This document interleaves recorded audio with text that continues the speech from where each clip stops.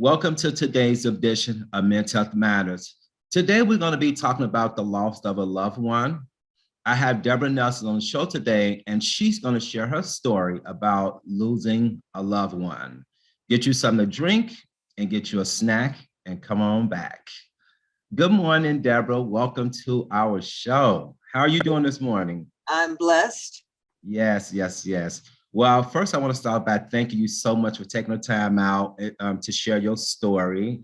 I think that your story would help a lot of people who have experienced the same situation that you're going to actually talk about. So why don't we just start off by you just introducing yourself, and then we'll jump right into it. My name is Deborah Nelson. I am a retired educator. I'm a proud mother of 3 beautiful children. I have 5 gorgeous grandchildren, and I'm a volunteer with Everytown for gun safety. Oh, nice. For those of you who will be watching this particular show, Deborah is the sister of Beatrix Bailey, who is a regular guest on our show. And so me and B, we kind of talked about having Deborah on the show and her sharing her story. So I'm super excited about this particular topic. We're going to be talking about the loss of a loved one. So I'm going to open the floor for you to just start off just sharing your story. On Tuesday, December 14th, 2010 in Sacramento, California, a date, time, and place forever etched into my mind, my body, and my soul. My youngest child, Monique Roxanne Nelson, and her rambunctious 2-year-old son, Jaden Anthony Butler Nelson, were having their family Christmas portrait taken. Unbeknownst to Monique, there was chaos brewing at the barbershop next door. As she was strapping little Jaden into his car seat, a hailstorm of bullets erupted in the parking lot. There was no place for Monique to run or to hide from this deadly exchange of bullets. Rival gang members in broad daylight, with no respect or regard for human life, were engaged in a violent gun battle. They had their AK-47s, their Tech-9s, and .38 caliber handguns blazing. The last thought on Monique's mind was to save her only child's life. So she courageously used her body as a human shield to protect little Jaden from this barrage of bullets. Miraculously, she was successful in saving Jaden's life.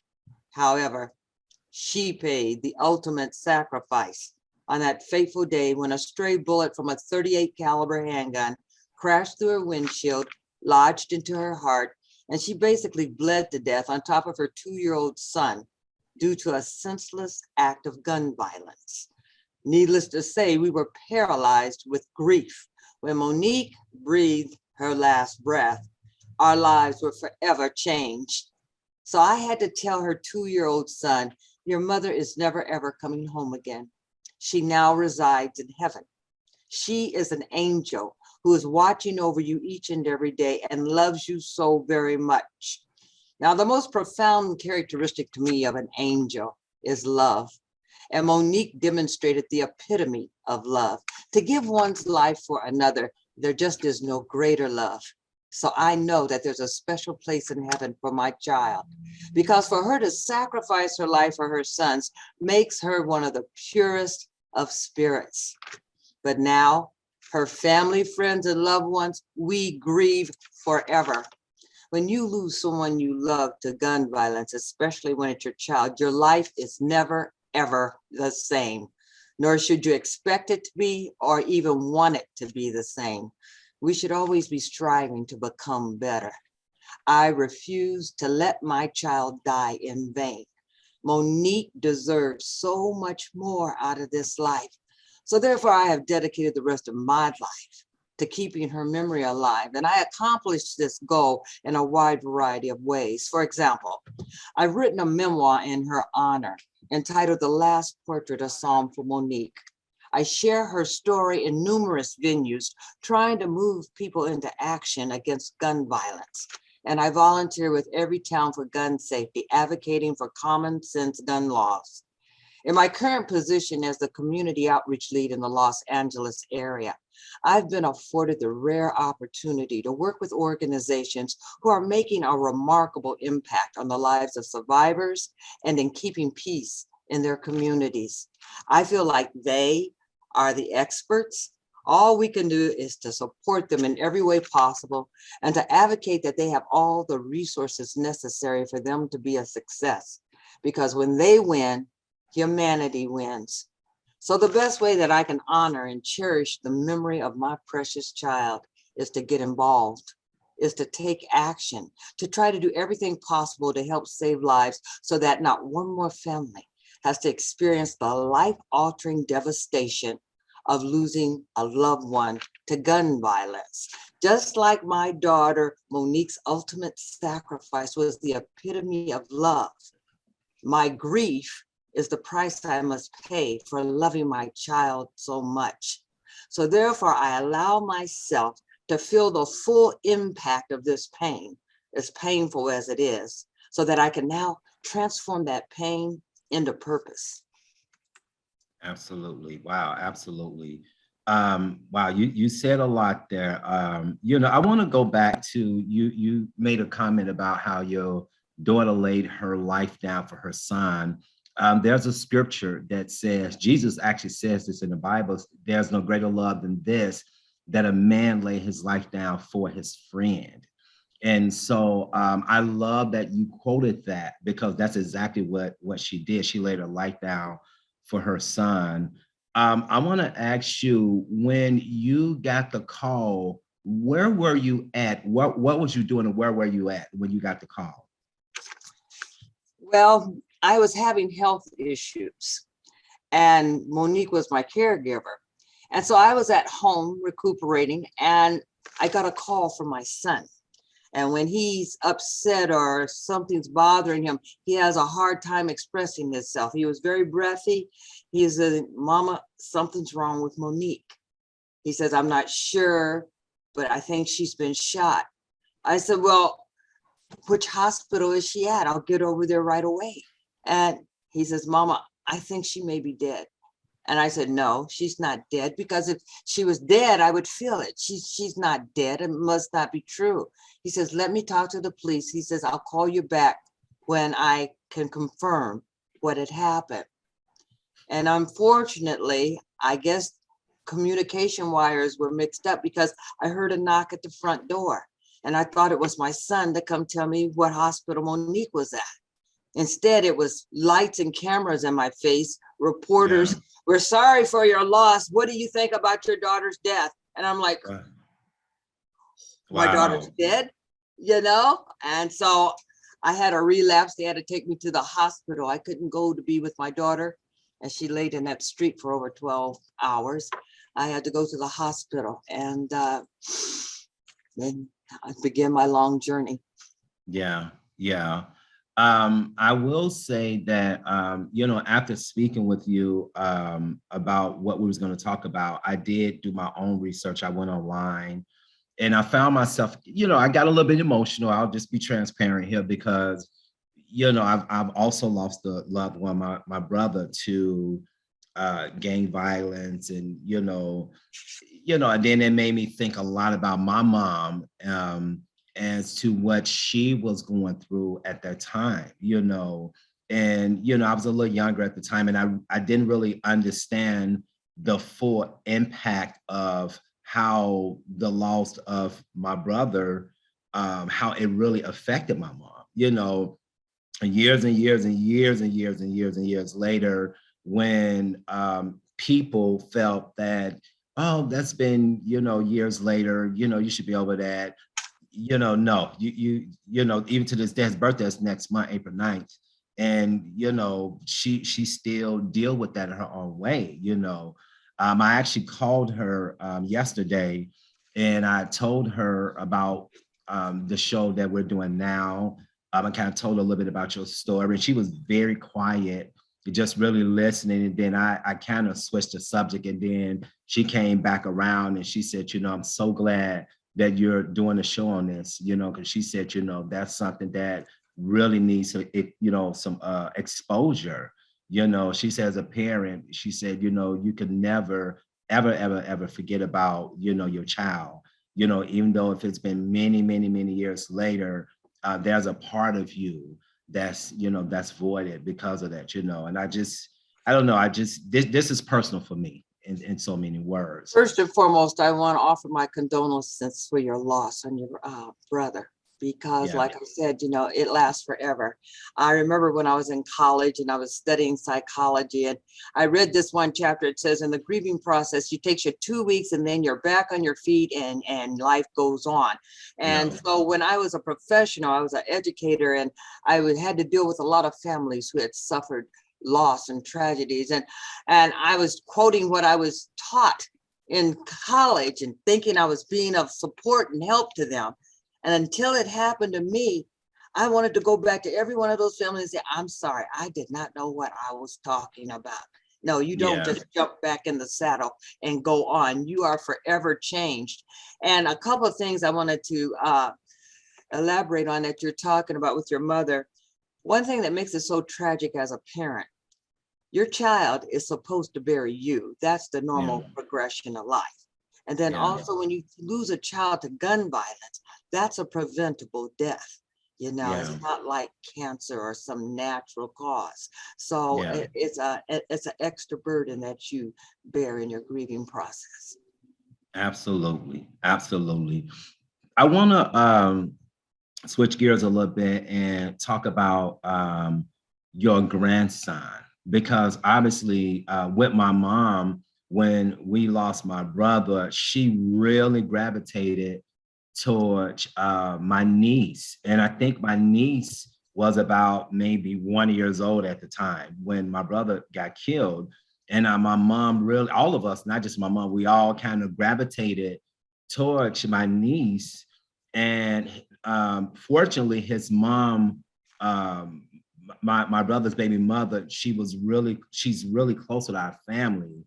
But there was a little bit of resistance from her mom, because her mom, you know, this was her first grandchild.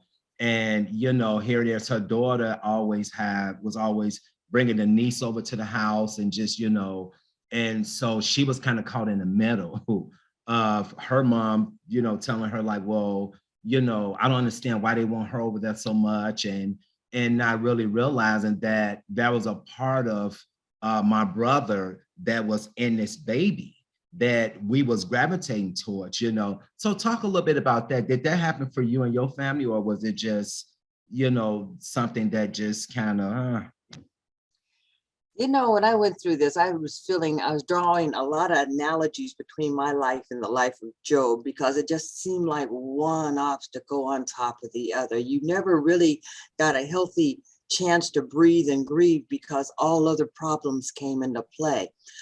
My grandson, who is a phenomenal young man, and just like his mother, tall and beautiful. And like you said, if it's right or not, we gravitate to him because he's all I have left on this earth of Monique.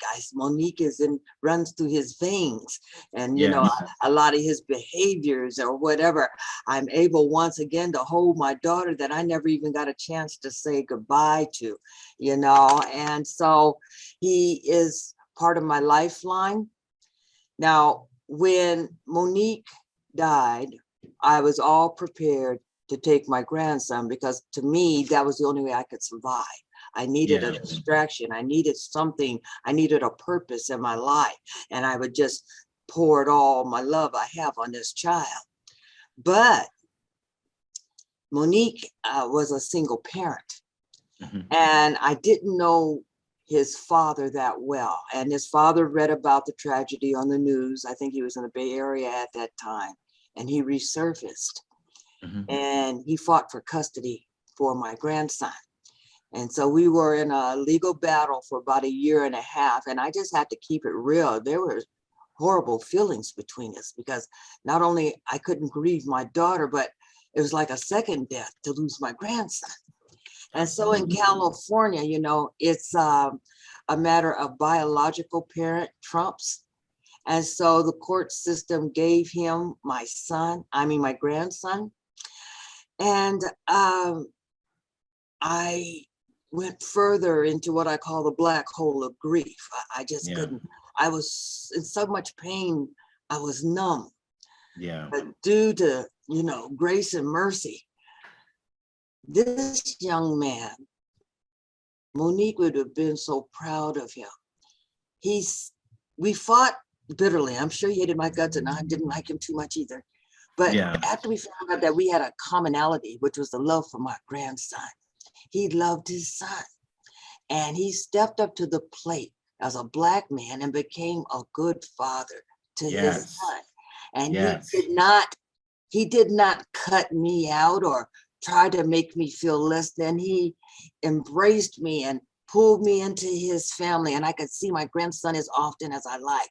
Now, he did take my grandson thousands of miles away to Texas, but he still opened the doors for me to visit him and to stay in his life. So I praise God for that, because even through tragedy and even through normal human, the multitude of emotions that you experience, love once again trumped out, and we found our commonality, which is what's best for Jaden.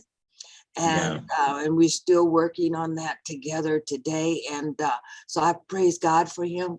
I consider him a valued member of my family, and it's just a part of the light in the darkness that we experienced. That is so awesome to hear. That's like so awesome to hear. You know, I think you guys going through that challenging time kind of, you know, made things a little bit easier to come back together and embrace the commonality, which is your grandson. So that is awesome. Best for him. Yes, absolutely. I wanna know, like, how did it affect? I want to talk a bit about how did it affect your other two children? You know, the loss of their sister. How did it affect them and your siblings? You know, kind of talk a little bit about that, because I'm sure that it affected not just you. I think that's a very profound subject to talk about, because many times when a tragedy like this happens, people surround the parents. Yes. Try to support us, but they forget about the siblings, and that's a whole different kind of grief. Yes, absolutely. Personally, I have to apologize to my children because I was insane with grief. I was in such a rage. I was no help to them whatsoever in their grieving process. We all went to our separate corners and tried to heal the best way that we could on our own. So it's just like being in the airplane. You know, they say if you have a baby, put the mask on yourself first and then put it on the baby. If you can't save yourself, if you can't help yourself, you can't help anybody else. But due to grace and mercy and the resilience and the strength of my children, you know, I'm proud of how they coped. Okay. And this is work in progress. You're never there. This is work in progress. And so the elephant in the room for me, and whenever I was with my children, it was painful for me because the elephant in the room was, I have 3 children. There's only 2 here. Okay. What's wrong with this picture? And then the grief would just consume me. And it was just a constant reminder. And I'm sure that it hurt their feelings or whatever, because Mama, we're here too. Yeah. But I'm just human. I have my faults. And that grieving process, you just can't get prepared for it, especially a tragedy like that. And so you do the best you can. And what I learned through the process, I made a lot of mistakes, but I learned through the process, you have to forgive yourself. Yes. And you have to understand that you are not in, that's the biggest thing I learned through this whole thing. I'm a control freak. Yeah. And I realized that I'm not in control of anything. Yes. And so I always look for in my life experiences, what's the lesson I'm supposed to learn? Yes. And what I learned is that it's not about me, and Mm-hmm. that you are not in control here. Okay. Absolutely. Absolutely. I want to talk a little bit about the people who was responsible for being involved with the loss of your daughter. Let's talk a little bit about that process. When you found out who they were, how did that make you feel? And did you feel like that, you had to get justice for your daughter? Hmm. I can't say one emotion because I was on a constant merry-go-round of feelings. Yeah. Uh, I wanted revenge. Yeah. I was embroiled with hate. Yeah, rightfully so. I was mad at the world. Okay. Mhm. The community where my daughter died in was the community where I gave over 22 years of my life trying to serve other people's children in the school system. And then my daughter dies in that same environment. I was mad. And then when I found out the full story, I found that even one of my former students was somehow connected to the rival gang situation. It's funny how all of our lives cross and are Yeah. interdependent upon each other. But Yeah. that was a very difficult process because there were 6 defendants involved in that. And so it was a long, drawn out court process. And I don't know if any of you had any opportunity to go to the court system, but it's a it's a it's an animal of another kind. Okay. Yes. Because you find out that it isn't about justice. Sometimes it's about people showcasing and trying to make a springboard for their career. Yes. And all these other actions and laws and things going on, and they forget about the victim. The victim is not Hmm. even in the picture. It's who's going to Yes. run the best show. And so fighting for justice for Monique was very, very difficult because it took 5 long years. And Yeah. people are always there in the beginning, but after 5 long years, you find you standing by yourself. Yeah. But I was going to make sure that I was there because I owed that to my daughter. And we fought for justice, and a lot of realizations and a lot of life experiences and revelations came out of that court trial. And I did a lot of growing. And I Yeah. found that more people loved me than I thought. Yeah. And then I also found out that that one bullet that killed my daughter has a rippling effect in the lives of so many other people. They don't just kill the victim, they kill everybody who knows or loves that victim or come in contact with that victim or family member, and it still impacts their lives today. Yes. Absolutely. Absolutely. I know when we were going to court for the young men who actually pulled the trigger on my brother. It was a guy, like I think he was a young guy, like 12 or 13 years old. He was on a bike, and my brother didn't even know who he was. And that's how they got him. The rival gang, they sent somebody on a bicycle, young, and that's how they got him. But through the years as they passed, this, 12 or 13-year-old had started to grow up. And I know when we was going through the course, it was hard. It was hard. I mean, they had, was saying disparaging marks outside the courtroom. It was horrific. It was horrible.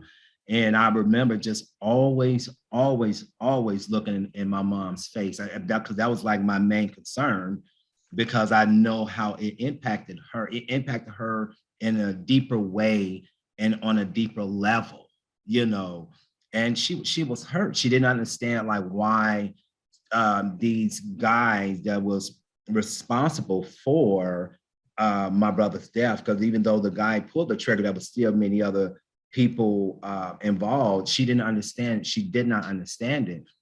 There was no remorse, but he did, get a lot of time and things like that. But it was a long, drawn out process, and we had to relive that whole situation over again. And it was hard. It was really, really hard. I'm So sorry you had to go through that, but I can relate to it totally. Because what happens, you're heartbroken because you've lost your loved one. yeah, And yet people can be so callous and cold. yeah, There is no remorse, and they start blaming you for trying to get justice for your daughter for an action exactly, and a choice that they made. So all of a sudden, exactly, you became the bad guy. And when I exactly. did my victim impact statement, I mean, they were making noise, they were Yeah, disrespectful. The judge had to intervene. I mean, they showed out. They yeah, showed out. But it made me even more determined to yeah, keep my daughter's memory alive. And one thing that I've learned in my activism, we never say the name of the shooter. We never yeah, give them any power in our yeah, life. All we do yeah, is celebrate the life of our loved one who's gone on, because yeah, they aren't worthy of our time and our yeah, love. yeah, exactly. Obviously, this kind of, because I'm going to switch gears a little bit. The black on black crime. Why do you think that's so alive in our community? I mean, we could think of so many different reasons, but I want to hear your take on that, like just the black on black crime, because we as African Americans, we know, society, police brutality against our people and racism and all that. But when it comes to us killing our own, what's your thoughts on that? Okay. What I say may not be politically correct because I'm a dinosaur and things have changed with the Black Lives Matter movement, etc.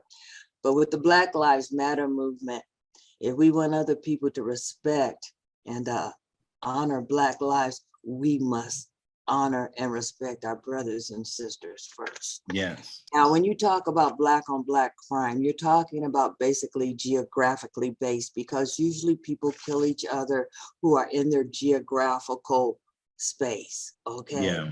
And unfortunately, especially when blacks kill blacks,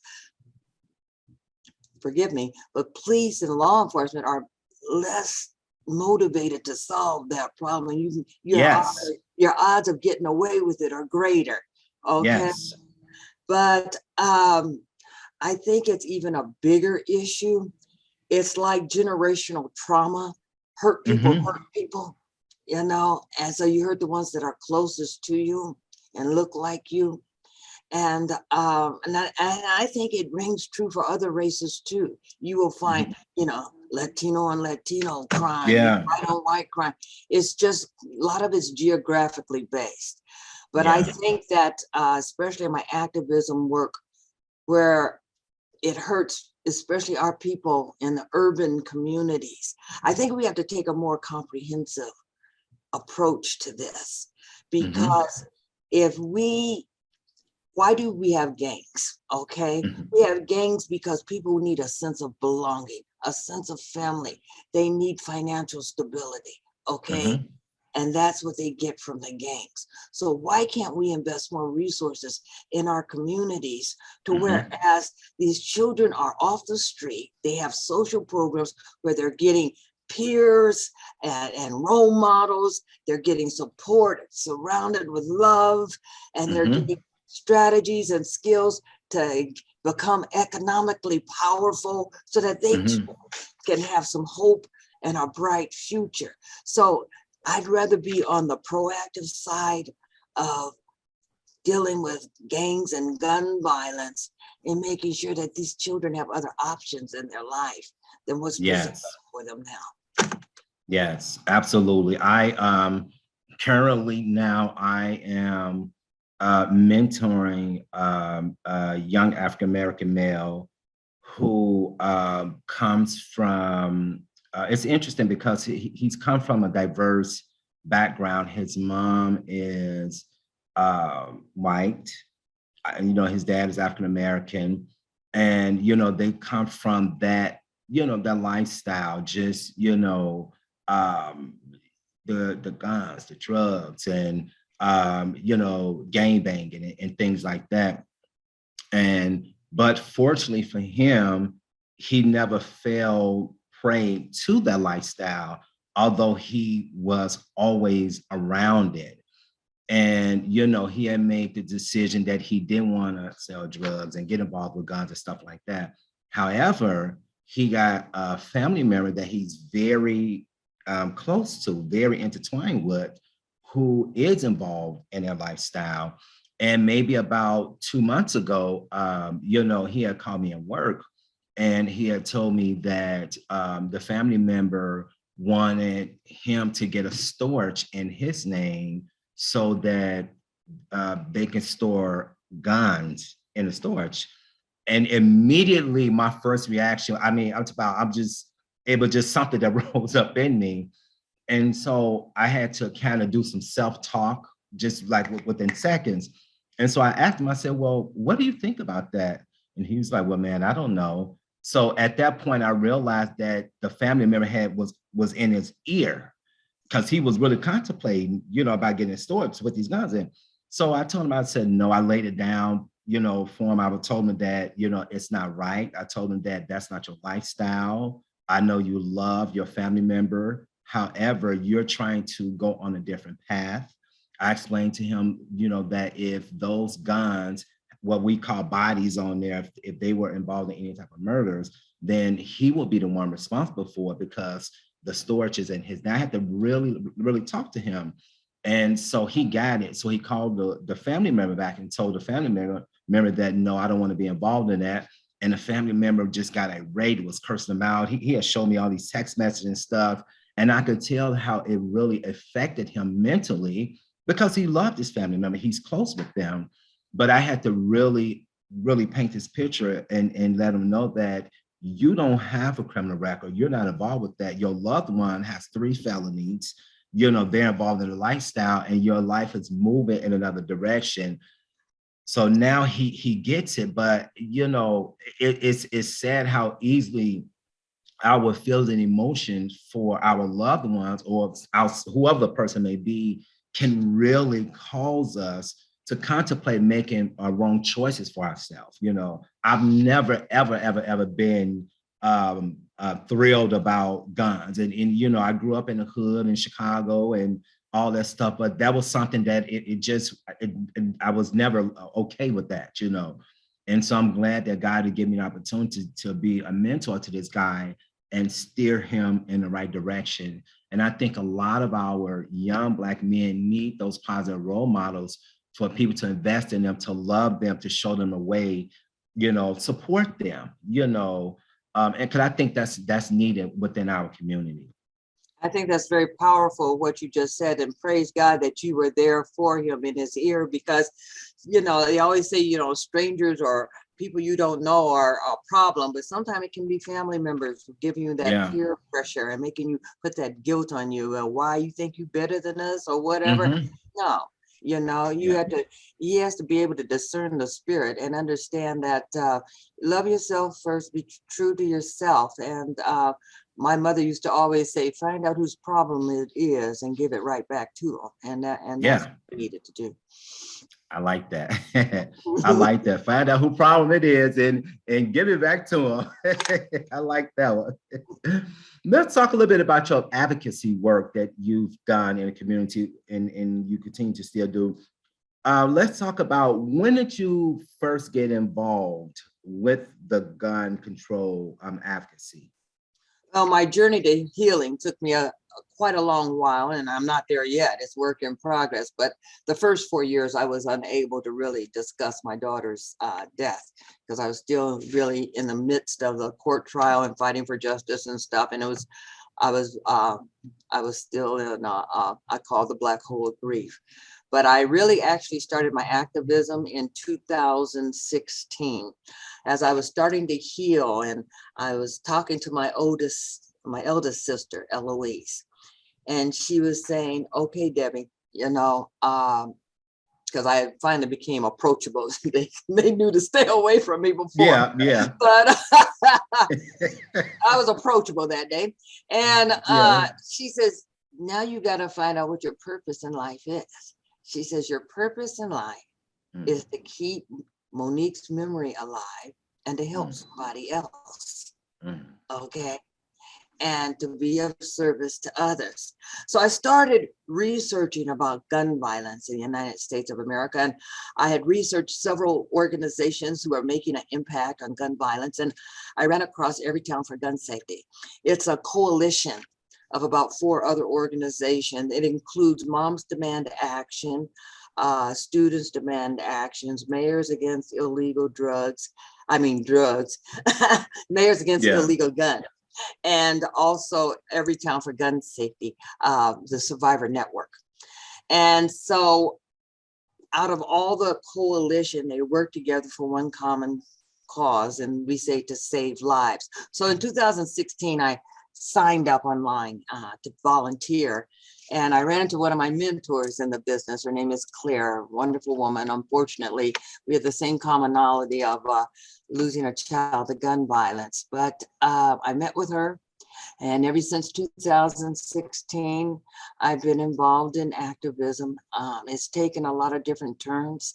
And I think the greatest thing about it for me is people mean well, but when you lose a child, especially to gun violence, it's better for you not to give all these advice and quote all these scriptures, because it does no good for us. Your words fall on deaf ears. We're not ready for that.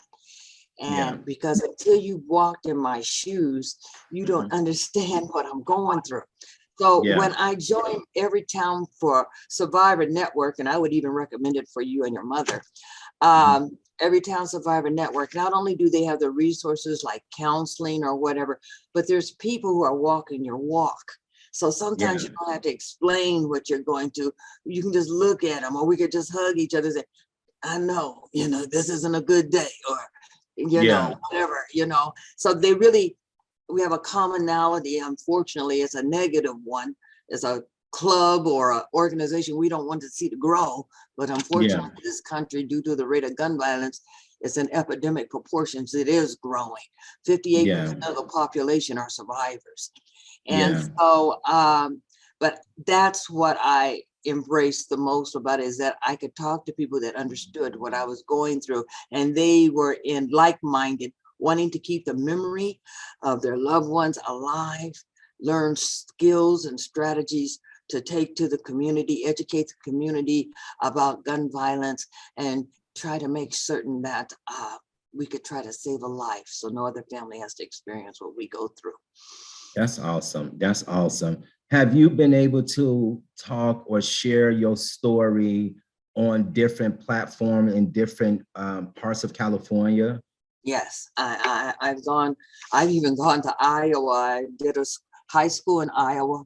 It was really great because, I was born in Davenport, Iowa. So I went to the high school that I went to, and it was like going 180. It was full circle, and they received me so well. But the Yeah. sad thing is, the day before I did my presentation, a 16-year-old was shot and killed needlessly, a senseless act. And unfortunately, they all could relate to what I was saying. And so Yeah. I've done Iowa as a fellowship, a survivor fellowship member. You are required to speak in various venues. I've spoken in numerous venues. I can't even remember them all. In California, I've gone to churches. I've Yeah. gone to uh, community programs. I've just anytime they say they need a speaker, I take an Yeah. opportunity, because that's my purpose, is to keep my daughter's memory alive. And every time I say Monique Roxanne Nelson, I get all charged up and I feel like she's smiling down on me, because I'm not going to let them forget. That's awesome. I think that's awesome. What's interesting to me, your sister B, from her experience being a caretaker with the loss of her husband, I like how she took that experience and use that to help other people as well. You know how to deal with loss and grief and things like that. And you've done the same thing as well. So I thought, I was kind of thinking about that the other day, and I was like, this is interesting how both of them has taken their experience and made the choice to go out there and help families deal with, their loss and grief of a loved one. And the interesting thing is both of us do it different ways, which is more of an example of everybody grieves differently. So we need a wide variety of strategies, repertoires, and solutions for people, because everybody grieves differently, and we need to accept them for where they are and what they did. But one thing about my sister, she did that I really stayed on my mind when her husband, Rick, was dying. Before he died, she had an open house at her home for him, so that people who loved him could come in and speak with him, give him some token of affection. Because to me, I thought that was so powerful. I watched his face. He was racked with cancer. And I watched his face, and he was like, they love me. I didn't know these people love me. Once you're in that casket, you don't know what's going on. All the flowers and stuff is wasted. So before they move on, to have the opportunity to make that connection, I think it's not only powerful for the person who's transitioning on, but it's also powerful for the people in their lives, because many times we don't express our love for each other. We don't know how, maybe, or what the hang up is. And to give them that opportunity, I thought that was one of the most powerful things I got out of the transition of her husband. That's awesome. That's awesome. And you're right. Sometimes people don't know how to express their love for one another. And I know myself, and maybe I said too much, but I do make it a point to tell people I love them, even if they don't receive it, because that's how I feel. My brothers, my mom, my sisters, friends, and just I want them to know, because that's generally how I feel, because you don't know what a person's going through. You don't know what, maybe have happened to them 2 or 3 days ago that may be lingering in their hearts and their minds and their souls. And just that kind gesture will go a long way with an individual. So I really, really, really pride myself in telling people that. And that's good. Yeah. I want to know, Deborah, how have your message been received from the younger generation, who potentially might have been involved with that, with gangs and guns and stuff like that? How have your message been received by them? Maybe it's because of my background of working with children and education or whatever, but our only hope is in the youth, is in the children, because they're so open and receptive. They want peace. They don't want to feel like they have to look over their shoulder and go to school to learn, and you don't come home. You come home in a body bag. I mean, my main thing in working with them is giving the information that they need, because they are not like some weak person or whatever. They are all quite capable, intelligent young people. Unfortunately, on our news, we only see the bad ones, or Robin 7-Eleven or whatever, but there's some smart kids out there, and the way that they think and the way that they feel powerful, and they give hope. So the ones that I share my story with, number one, they show a lot of human compassion. Okay. And the second thing, they say, we don't have an opportunity to talk about this often. We don't know who to talk to with about this, because it is on my mind. And kids, we always talk about the mental health of adults or whatever. The kids' mental health and the stresses that they go through, I think it's even worse than when we were kids. Our roles were clearly defined. These poor kids today, my heart goes out to them. And then with COVID and being isolated and have to learn how to socialize again, these babies are going through it. And they need much support and people to talk to who are going to actively listen, and then also give them some strategies to deal with. So I think one of the most profound experiences I had when I was talking to a high school. And I was sharing with them, know the signs of a shooter. Yeah. This is a curriculum that's provided by Sandy Hook program. And we went step by step talking about, okay, if you see somebody, social media is a big thing with young kids.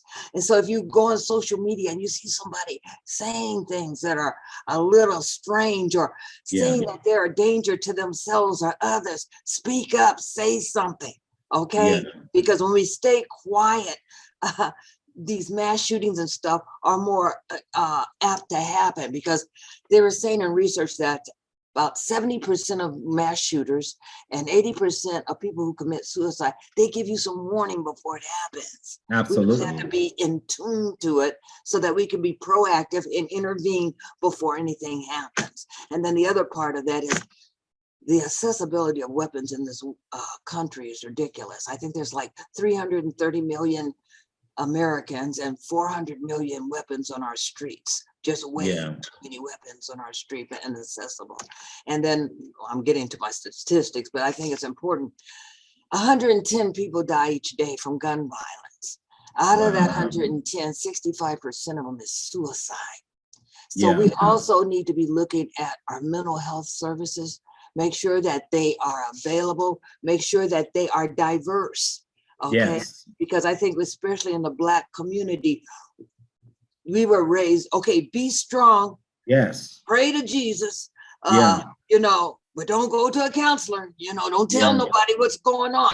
Be a man up. Take care of it yourself. Well, some things are too heavy for you to carry by yourself. Yes. And you need professional help. But we also need counselors, because when I was going through my grieving process, I was disappointed because I felt like I had to do it by myself. I did go to a counselor one time. Yeah. And she was so busy telling me about the loss of her brother and all the drugs that she was on and the drugs that she wanted to prescribe to me for my depression. I just got up and walked out. I said, and so I would like to see better trained counselors. And I like to see more counselors that look like me, so I can get, because the main thing with a counselor is you need to build trust. You need to build a relationship. And if I got to get through, you don't look like me, and cultural differences and value differences and all that, that's too much time. I need to get straight to the problem here. I need help. Okay.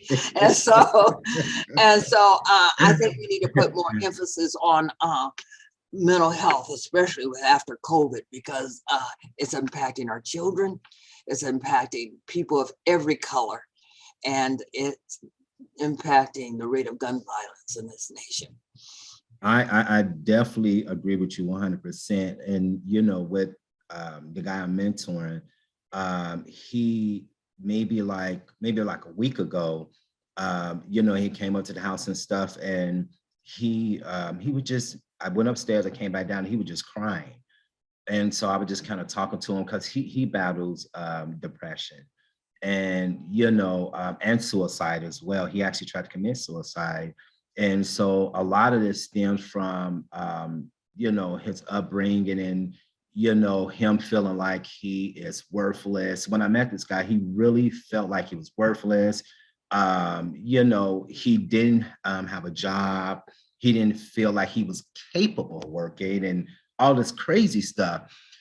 So through the grace of God, I really had to rewire his way of thinking. I had to, really give him positive reinforcement, just support him and build him up. Once I got him to the point where I was able to build him up, and he started to believe that he was worthy of living, and he was worthy of working. I mean, this guy is like extremely intelligent, and he thought that he was dumb, for lack of better terms. So I ended up, creating a resume. We did some role playing, and now he got a job, really decent job at that. Now he's saving up for a car, but it's the mental health. He told me, he said, I've never really expressed myself like this before, because I didn't want to look weak. Those was his words. He didn't want to look weak, and he didn't want his friends to think he was a punk. And I told him, I said, you'll be surprised of how many people deal with depression or anxiety and have these, issues going on or these feelings, but they don't express them because they're worried about what society think about them or what their friends think about them. When in fact, there probably is a commonality there. So I told him, I said, this is a safe space here. And so you can always share with me. I'm always going to support you. I'm always going to give you the best advice that I know how to give you, but don't ever bottle up your feelings like that. He actually said the other day, he said, I think I need to go and talk to a therapist. And I told him, I said, if that's what you want to do, I'm going to support you on that, so it's. I think, you're bringing a lot of skills to the table when you're mentoring with this young man. I think you're totally awesome. But I want to kind of elaborate a little bit. Who said a man can't cry? Yeah. Who said a man can't hug his son and tell him he loves him? Who made up all these rules? So I think that it's also a dovetail into a strategy for gun violence. If you look at most of the mass shootings in this nation, it's by men. Okay. Yeah. So when we're talking about mental health, we need to be looking at impulsive anger. We need to be looking at domestic violence situations where there's this thing of control. We need to be looking at healthy norms to define our masculinity instead of taking a weapon and you got the juice and that gives you power over someone else. So I think we have a lot of work to do. Yeah, absolutely. Absolutely. And then I extend on one thing, because you made me think of something when you were saying something about God. The B and I and my other sister, we're all preachers' daughters. Yeah. And it was horrible when I lost my daughter. The first thing I did, my mother always taught us to love the Lord, respect the Lord. Okay. I cursed God. Yeah. I blamed God for allowing my daughter's death. Okay. Yeah. And so that made my grieving process even worse because I had nothing spiritual to hold on to. Because they say have a personal relationship with God. Well, I got real personal. I told him exactly how I felt. I went and studied Buddhism. I studied Allah. I studied every other discipline, trying to find something that's going to help me get through this. Yeah. And it's something a song my mother used to sing. And I'm paraphrasing, of course, but it went something like this. You can look here, you can look there, you can look everywhere, but there's nobody but like Jesus. That's right. So I went the whole 80. I went to all those different disciplines. Namio Renge Kyo. I mean, I can do all that stuff. Okay. Yeah. But I had to come back to Jesus because that's what I know, and that's who I had my relationship with. When Monique died, I could not even listen to gospel music because to me it was betrayal. The words did not ring true. And when she died, the cassette that she had in her, well, I guess it wasn't a cassette. What do the kids have now? DVDs, whatever. DVD, yeah. Thank you. What she had playing in her car was God Blocked It by Kurt Carr. And I was mad. I said, how can she be listening to that kind of music? God didn't block nothing. That bullet killed my daughter. And then as I started healing, I said, it wasn't God blocked it from her. It blocked it to save her son. She blocked it. Okay. Yes. God used her as an instrument to save her baby. And so it's funny. I suggest anybody that's going through the grieving process to write down everything that you're going through each day. Yeah. Because when I did that, it helped me realize I saw my growth after a year or two, where I was in the darkness and then where I started to transform into the light. And it'll help you. It'll help you see that there's progress. And one last thing, because I'm not talking too much, but your friend, don't we always feed ourselves all these negative messages every day? Yes. And when I was a teacher, I didn't start class until we did some kind of positive affirmation. Because that's awesome. until we start loving and embracing ourselves, we can't be of aid or help anybody else. That's right. That's absolutely right. That's absolutely right. We got 2 minutes. I want you to just encourage somebody who might be going through a grieving process of someone who may have lost a loved one, or somebody may be, going through a mental health breakdown. What advice or what would you encourage them, or how would you encourage them, should I say? I encourage them not to be so proud as to go through it by themselves. I thought I had to do it by myself. You are not alone. You are not having these crazy thoughts. You are not crazy. This Yeah. is a normal process of grief. And every time you think you're at a point of, acceptance, then you got to start all over again. You might hear a song that knocks you off the box, or you see a tree or anything Yeah. that reminds you of your loved one. Be kind to yourself. Take Yes. good care of yourself. Forgive yourself. And I think the best thing is, I was watching this interview with this girl from Ukraine, Mm. and they were asking her at the end of the interview, do you have anything to say? She says, look at the sky. Look how blue it is. Appreciate every moment. And that's what I want to say. Life is fragile. Always, Yeah. always choose to love. Yes, absolutely. And one last question. What's next for you, Deborah, in your advocacy work and keeping your daughter alive? What's next for you? If I could just help somebody, Okay. that's what's next for me. If I could just help somebody, if I could just make myself available, be an instrument for the Lord, that's what's next for me. Okay. Well, thank you so much for being a guest on our show. Like, I'm super, super excited that you did this.